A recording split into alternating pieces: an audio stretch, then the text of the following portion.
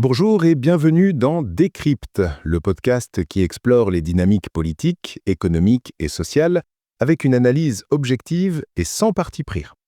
Aujourd'hui, on va plonger au cœur d'une affaire qui, franchement, a tout d'un thriller politique, un véritable film d'espionnage qui se déroule au plus haut sommet de l'État algérien. Au centre de ce tourbillon, il y a un homme, le général Nasser El-Djen, de son vrai nom Abdelkader Haddad. Il y a encore peu de temps, c'était l'une des figures les plus puissantes et les plus redoutées des services de renseignement. Aujourd'hui, c'est le fugitif le plus recherché du pays. Alors, sa fuite spectaculaire d'une résidence surveillée il y a quelques jours à peine a déclenché une crise absolument sans précédent au sein du pouvoir. On a vu Alger et ses environs se transformer en une véritable forteresse, quadrillée par un dispositif sécuritaire impressionnant, et ça a tout de suite rappelé les heures les plus sombres de la décennie noire. En fait, cette fuite n'est pas une simple évasion, c'est une bombe à retardement qui menace de faire exploser les secrets les mieux gardés du régime algérien. Alors, la question qu'on doit se poser, c'est qui est vraiment ce général? Comment est-ce que l'architecte de la répression est devenu un fugitif traqué? Et surtout, quels secrets emporte-t-il avec lui qui font trembler le pouvoir en place? Pour aller au fond des choses, on va dérouler les événements pour mieux les comprendre. Pour saisir le choc provoqué par sa fuite, il faut d'abord bien connaître le personnage. Ce fameux Nasser El-Djen, aussi connu sous le pseudonyme d'Abdelkader El-Raroubi, c'est une figure super controversée. Son nom est intimement lié à la décennie noire des années 90.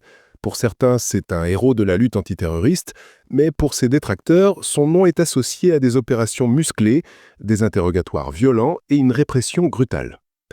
Et après cette période, on le pensait marginalisé, installé en Espagne où il possède pas mal de biens. Mais surprise, en 2019, avec le début du Hirak, ce mouvement de contestation populaire, il fait un retour en grâce inattendu. Le président Abdelmadjid Tebboune le réhabilite, le promeut au grade de général et lui confie des postes clés. Alors, son ascension est fulgurante. Fin 2021, il prend la tête de la direction centrale de la sécurité de l'armée, qui est la gardienne des secrets de l'institution militaire. Et puis, de juillet 2024 à mai 2025, il atteint le sommet en étant nommé directeur général de la sécurité intérieure. C'est à ce moment-là qu'il dirige la fameuse caserne Antar, qui est ni plus ni moins le cœur battant et le centre opérationnel des services secrets algériens. Il devient littéralement l'un des hommes les plus puissants du pays. Selon plusieurs sources, le président Tebboune et le chef d'état-major, Saïd Chengria, l'ont délibérément choisi pour sa réputation d'homme fort, avec un objectif clair, utiliser sa réputation sulfureuse pour verrouiller le champ politique et assurer la stabilité du régime. Le rôle de Nasser El-Djen devient absolument décisif lors de l'élection présidentielle anticipée de septembre 2024. C'est lui qui orchestre la répression, les arrestations d'activistes et d'opposants, et qui garantit le déroulement du scrutin sans la moindre manifestation. Il balise le terrain pour un second mandat sans heurts pour le président de Tebboune. En retour, il gagne une influence considérable et aspire, naïvement peut-être, à devenir le coordinateur de tous les services de renseignement, un poste qui est vacant depuis 2019. Mais voilà, dans les arcanes du pouvoir, les alliances sont fragiles, on le sait.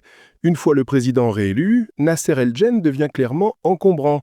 Son pouvoir personnel est jugé excessif. Mais surtout, en tant que patron de la DSSI, il a accumulé des dossiers extrêmement sensibles sur la corruption qui impliquerait jusqu'aux entourages du président Tebboune et du chef d'état-major Chengria, notamment leurs fils respectifs. Vous voyez un peu la bombe. Il détient des informations qui pourraient faire sauter le régime algérien.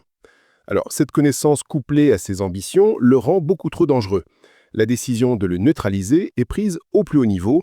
En mai 2025, il est brusquement limogé de la tête de la DSSI et remplacé par le général Hassan. El-Djen digère très mal cette éviction, il proteste et conteste la décision, ce qui inquiète le pouvoir qui craint la réaction d'une bête blessée. Et puis, début juillet 2025, il est arrêté et présenté devant le tribunal militaire des Blida. L'annonce de son arrestation provoque de grosses tensions au sein du régime et un compromis est finalement trouvé. Il est libéré mais placé en résidence surveillée sous le contrôle de la DSSI. Pendant l'été, la situation semble se calmer. Mais début septembre 2025, alors que le climat social se tend à nouveau en Algérie, le plan de l'emprisonner définitivement est réactivé. Et là, coup de théâtre, informé de son incarcération imminente à la prison militaire de Blida, un sort qu'il n'était pas prêt à accepter, Nasser El-Djen décide de prendre la fuite. Le matin du 18 septembre 2025, c'est le choc. Les autorités réalisent que le général a disparu. C'est la panique qui s'empare du régime. Une chasse à l'homme spectaculaire et inédite est lancée. Alger, Tipaza, Bourg-Médest, Blidas sont quadrillés par un dispositif sécuritaire impressionnant. Des barrages sont érigés sur tous les grands axes, mobilisant la gendarmerie, la police et même les services secrets. Mais pourquoi une telle panique?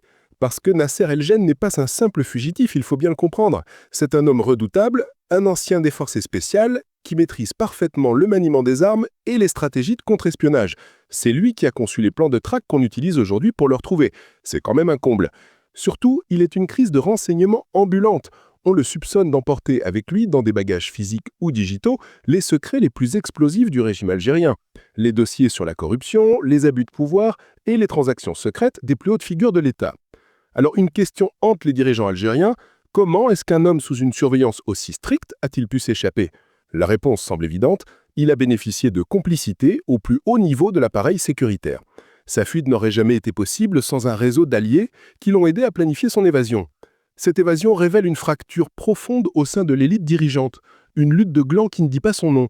Elle témoigne d'une exaspération grandissante parmi une partie des officiers qui n'acceptent plus d'être utilisés puis jetés en prison une fois leur mission accomplie. Les conséquences, elles ne se sont pas fait attendre. Le soir même de la fuite, un haut conseil de sécurité s'est réuni en urgence. Les premières sanctions sont tombées. Le général Marez Djeridi, patron de la DSSA, la direction chargée de sa surveillance, a été limogé. Le colonel Hachem, le chef du principal centre d'investigation militaire, a lui aussi été démis de ses fonctions. Tous deux sont tenus pour responsables de cette défaillance majeure et pourraient être traduits devant la justice militaire. Alors que la traque se poursuit sur le sol algérien, les rumeurs vont bon train. Deux scénarios principaux émergent. D'une part, on a le scénario officiel. Les autorités algériennes espèrent qu'il se cache toujours en Algérie, attendant le bon moment pour quitter le pays. C'est ce qui justifie l'impressionnant déploiement sécuritaire. Et de l'autre, on a le scénario le plus probable. Il a déjà réussi à fuir à l'étranger, probablement vers l'Espagne. Des sources proches du général affirment qu'il aurait rejoint la côte à bord d'une embarcation rapide, lourdement armée, avec l'aide d'un groupe de complices pour rallier les îles Baléares, une route bien connue des passeurs. Et s'il est avéré que sa présence en Europe est confirmée, ça ouvrirait la porte à des complications judiciaires internationales. Des associations de défense des droits de l'homme et de familles de disparus des années 90 pourraient porter plainte contre lui pour crimes contre l'humanité. Au bout du compte, cette affaire Nasser El-Gen est bien plus qu'une simple évasion. C'est une déflagration qui expose au grand jour les divisions, les luttes de pouvoir et la fragilité d'un régime miné de l'intérieur. L'homme qui fut l'instrument de la stabilité par la force est devenu le symbole de son instabilité. Sa fuite, qu'elle soit le fruit d'une complicité interne ou d'une manœuvre audacieuse, marque un tournant. Les secrets qu'il menace de révéler pourraient avoir des conséquences dévastatrices bien au-delà des palais présidentiels et redéfinir l'avenir politique de l'Algérie. Une chose est sûre, cette affaire est loin d'avoir livré tous ses secrets. La chute de la façade de stabilité laisse entrevoir une réalité bien plus complexe où, comme souvent en Algérie, ce qui est caché est bien plus important que ce qui est montré. On espère que ces clés de lecture vous permettront d'affiner votre regard sur cette affaire. N'hésitez pas à nous suivre pour ne manquer aucun de nos décryptages. À très bientôt pour une nouvelle analyse.